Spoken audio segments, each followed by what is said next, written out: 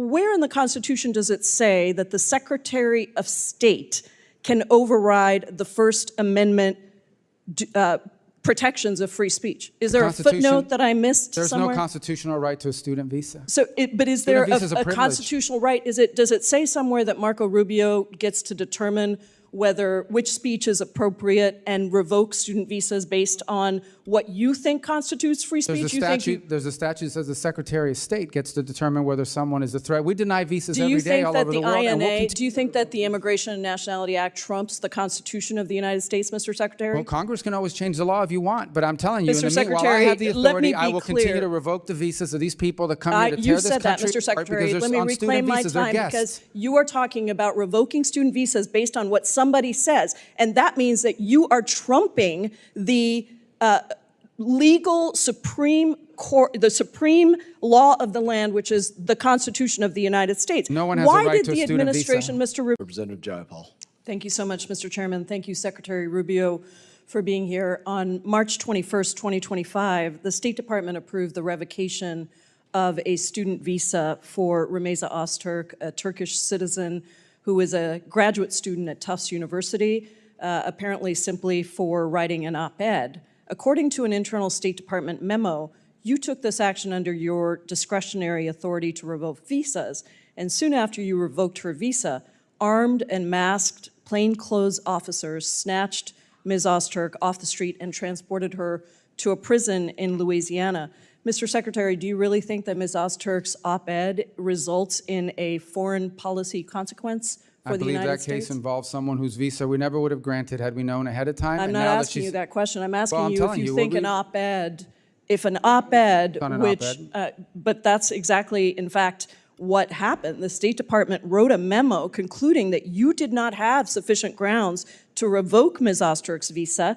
There was no evidence showing that she'd engaged in any activities that were a threat to national security. And in fact, in May, a federal court ordered Ms. Öztürk's release from detention, noting that the sole basis for the government's detention appeared to be the fact that she co-authored this opinion piece in the Tufts newspaper in March of 2024.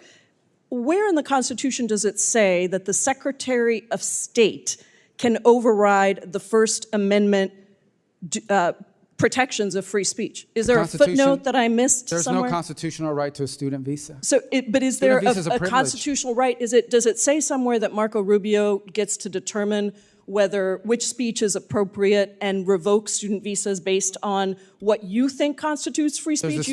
There's a statute that says the Secretary of State gets to determine whether someone is a threat. We deny visas every day all over the world. Do you think that the Immigration and Nationality Act trumps the Constitution of the United States, Mr. Secretary? Well, Congress can always change the law if you want, but I'm telling you, while I have the authority, I will continue to revoke the visas of these people that come here to tear this country apart. You said that, Mr. Secretary. Let me reclaim my time because you are talking about revoking student visas based on what somebody says. And that means that you are trumping the legal Supreme Court, the supreme law of the land, which is the Constitution of the United States. No one has a right to a student visa. Mr. Rubio, why did the administration need to use masked, armed, unidentified agents to whisk somebody off the street and deny her counsel for almost 24 hours after her arrest? Well, you'll have to ask the agencies that did that work. I'm not responsible for that. I'm responsible for revoking the visas of these people that come to tear this country apart. Secretary Rubio, I'm talking about this particular case where you revoked the student visa of a Turkish citizen who was a graduate student who wrote an op-ed that you didn't like.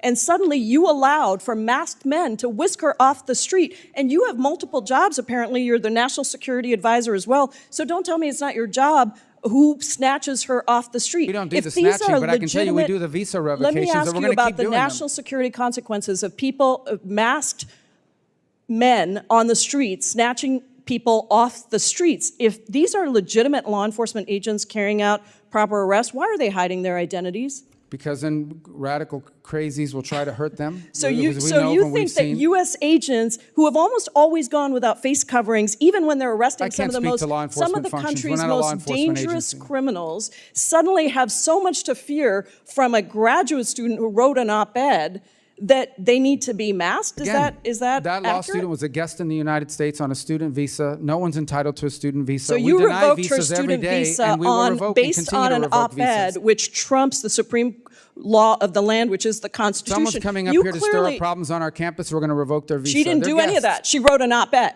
Well, She that's wrote what an you op-ed, and I'm talking to claim. you about her That's her particular lawyer's case. claims and your claims. Those are not the facts. You reclaiming my time. You revoked her student visa Yes, because proudly. she wrote an op-ed. And Would we'll you do more. We're revoke? gonna do more of I them. have another question for you. Would you revoke the visa of someone in the United States who published claims that quote Jews are an untrustworthy and dangerous group? Yes or no? We will revoke the visa of anyone who's in this country as a guest Are who's you here to stir up going to trouble. revoke the visa of somebody who made Send me that? the case, that, I'll look at it. that I'm looking statement? to Well, get crazy people out of actually, our it's not country. just about revoking. Forward You to actually, revoking the visas Secretary of any Rubio, lunatics you excuse can me, identify. reclaiming my time.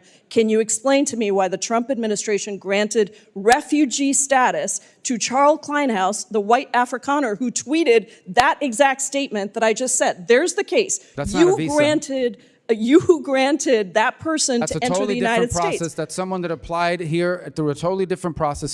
Secretary Rubio, student visas are a privilege. Secretary we deny Rubio, them all the time, and you we'll revoke them. revoked And a visa based on an op-ed, and then you allowed for Gentlelady's time masked has men expired. to That's your snatch claim. That's somebody off accurate. That's the your claim. street. Your time That's your has claim. expired. That's your claim. That's not accurate. Recognized ranking. From the moment the gavel dropped, you could feel the tension in the room. What should have been a routine oversight hearing exploded into a Capitol Hill clash that had everyone buzzing. On one side, Congresswoman Pramila Jayapal, sharp, relentless, and ready to fight.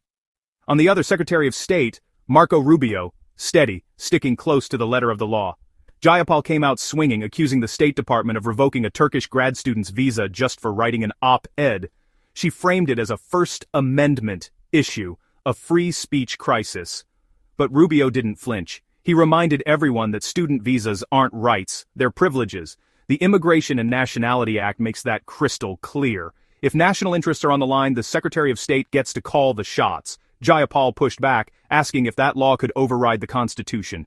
Rubio's answer? Congress wrote the law, the executive branch enforces it, and if there's a problem with that balance, lawmakers can change it. He kept pulling the conversation back to statutory authority, not constitutional drama.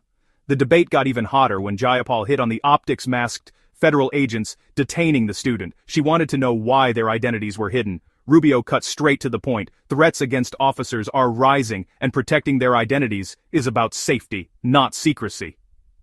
Jayapal tried another angle, comparing this case to a refugee's controversial speech. Rubio shot that down, apples and oranges. Different laws, different standards, different everything. Through all the interruptions and sharp exchanges, one thing stood out. Rubio never let go of his core argument. Visas are privileges, not rights. Jayapal kept hammering away on the bigger picture, turning one student's story into a fight over foundational freedoms, and that's what made this hearing matter. It wasn't just about one student or one op-ed, it was about the ongoing tug-of-war between liberty and security, between who gets to decide, Congress or the executive branch.